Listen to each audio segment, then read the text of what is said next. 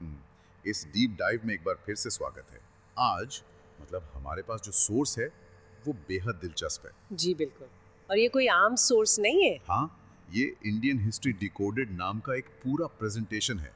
और पता है, जब मैं इसे देख रहा था अहा, तो मुझे ऐसा लगा जैसे कोई बहुत ही शानदार पर्सनल ऑनलाइन टीचर सामने बैठा हो।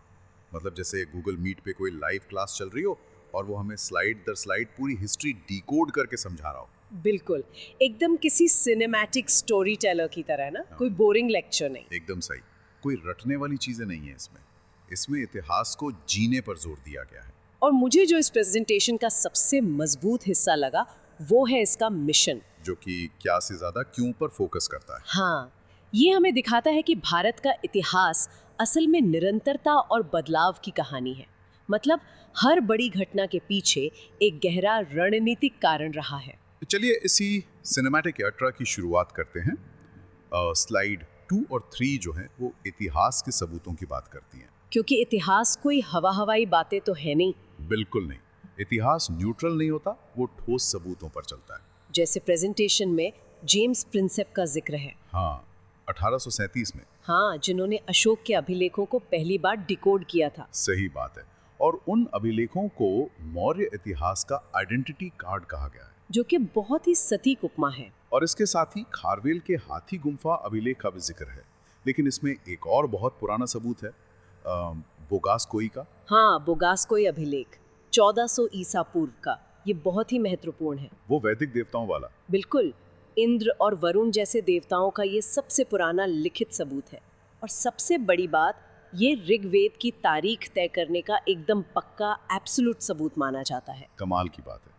और फिर एक और सबूत का जिक्र है, समुद्रगुप्त की प्रयाग प्रशस्ति। जी, उसे तो समुद्रगुप्त की विजयों की एक तरह से सरकारी रिपोर्ट कहा गया है। राजा लोग उस जमाने में भी पूरा डॉक्यूमेंटेशन रखते थे। हाँ, बिल्कुल रखते थे। अब अगर हम थोड़ा और पीछे जाएं, करीब 5000 साल पहले, सिंधु घाटी की तरफ। जो हमारी सबसे पुरानी स्मार्ट सिटी थी। सोचिए, जब दुनिया के बाकी हिस्सों में लोग गुफाओं में रह रहे थे, तब हमारे यहाँ एक प्रॉपर ग्रिड सिस्टम था।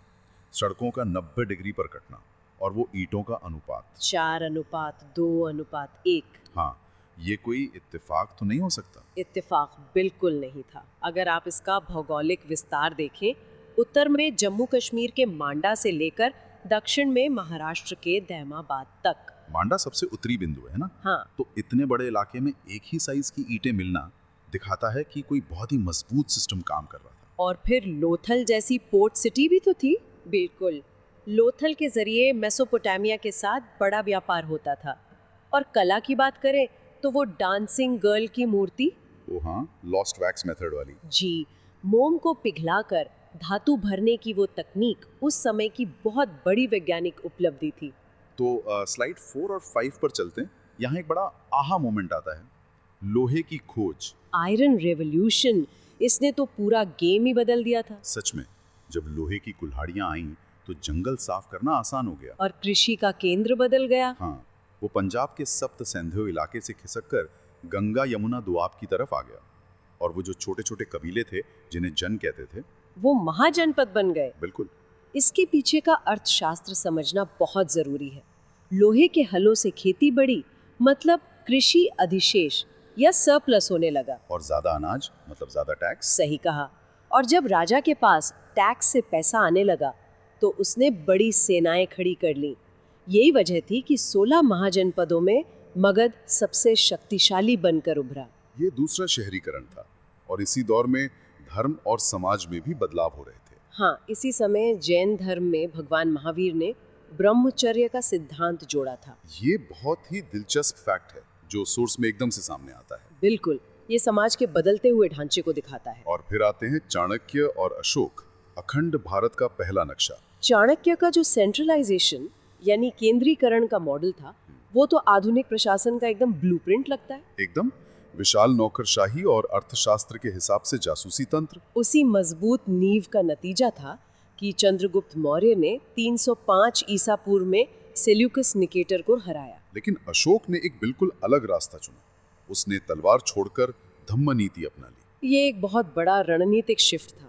अशोक समझ गया था कि इतने बड़े साम्राज्य को सिर्फ सांस्कृतिक विजय से ही जोड़े रखा जा सकता है। और इस भव्यता का वर्णन हमें मेगास्थनीज की इंडिका में भी मिलता है, पाटलिपुत्र की भव्यता।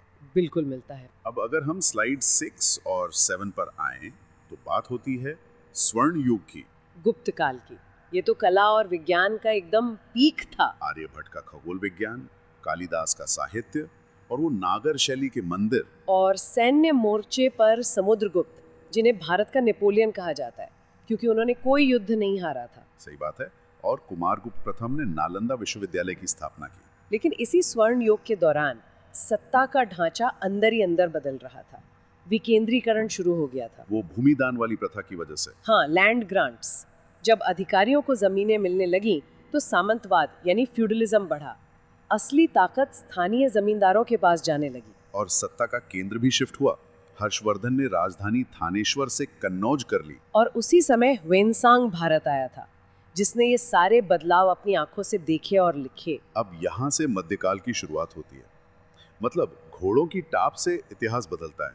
तुर्क आक्रमण। ये भारतीय इतिहास का एक बहुत बड़ा मोड़ था, कुतुबुद्दीन ऐबक ने गुलाम वंश की नींव रखी, जिसे लाख बख्श भी कहा जाता था। हाँ, और कुतुब मीनार परिसर में वो कुव्वतुल इस्लाम मस्जिद बनवाई। लेकिन असली रणनीतिक बदलाव, जो एक मास्टर स्ट्रोक था, वो इल्तुतमिश ने किया था। राजधानी को लाहौर से दिल्ली शिफ्ट करना। बिल्कुल, दिल्ली को सत्ता का केंद्र बनाने का श्रेय इल्तुतमिश को जाता है। और एक और बड़ा बदलाव था उनका ममलूक सिस्टम, जहां राजा का बेटा नहीं बल्कि योग्य गुलाम भी सुल्तान बन सकता था। ये एक मेरिट बेस्ड सिस्टम था। तुर्क आक्रमणों ने सच में भारत के सोशल फैब्रिक को हमेशा के लिए बदल कर रख दिया था। अब आते हैं स्लाइड 8 और 9 पर। तोपे बनाम तलवारें। 1526 का पानीपत का युद्ध। बाबर का तोपखाना तो सच में गेम चेंजर था। मैदानी ताकत के सामने पारंपरिक सेनाएं टिक नहीं पाईं। लेकिन दूसरी तरफ दक्कन में शिवाजी महाराज ने एक अलग ही हौसला दिखाया। Guerrilla warfare. उन्होंने मुगलों को अपनी शर्तों पर अपनी पहाड़ियों में हराया। पर मराठों को एक बड़ा सेटबैक भी लगा था 1665 के पुरंदर की संधि। हाँ, जहां जय सिंह की कूटनीति के आगे शिवाजी को अपने 35 में से 23 किले मुगलों को लेने पड़े थे। ये बहुत बड़ा नुकसान था। किले खोने का मतलब था गुरिल्ला युद्ध के लिए जरूरी ऊंचाई का फायदा खोना। लेकिन उन्होंने अर्थव्यवस्था को मजबूत रखा, चौथ और सरदेशमुखी टैक्स वसूल कर। बिल्कुल, वो उनकी रिकवरी का तरीका था। अब हम एक बहुत ही क्रिटिकल दौर में आते हैं। व्यापारी से शासक बनने की कहानी। East India company. ये तो एक तरह से पूरे देश को निचोड़ने की कहानी है। 1757 में प्लासी और 1764 में बक्सर। धोखे और ताकत से बंगाल पर कब्जा। और फिर 1765 में दीवानी अधिकार मिल गए। मतलब अब टैक्स वसूलने का कानूनी हक एक विदेशी कंपनी के पास था। और यहीं से शुरू हुआ इकोनॉमिक ड्रेन। भारत का पैसा सीधा लंदन जाने लगा। और डलहौजी की डॉक्ट्रिन ऑफ लैप्स भी तो थी। हाँ, व्यवगत का सिद्धांत। अगर शासक का वारिस नहीं है तो राज्य कंपनी का हो जाएगा।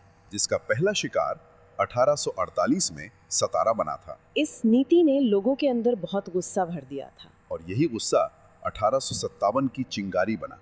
स्लाइड 10 और 11 इसी बारे में है। आजादी की पहली लड़ाई। तात्कालिक कारण तो चर्बी वाले कारतूस और धर्म भ्रष्ट होने का डर था। लेकिन बैकग्राउंड में 1856 का अवध का विलय भी था, जहां कुप्रशासन का झूठा आरोप लगाकर कब्जा किया गया था। और फिर अलग अलग जगहों से नेतृत्व खड़ा हुआ।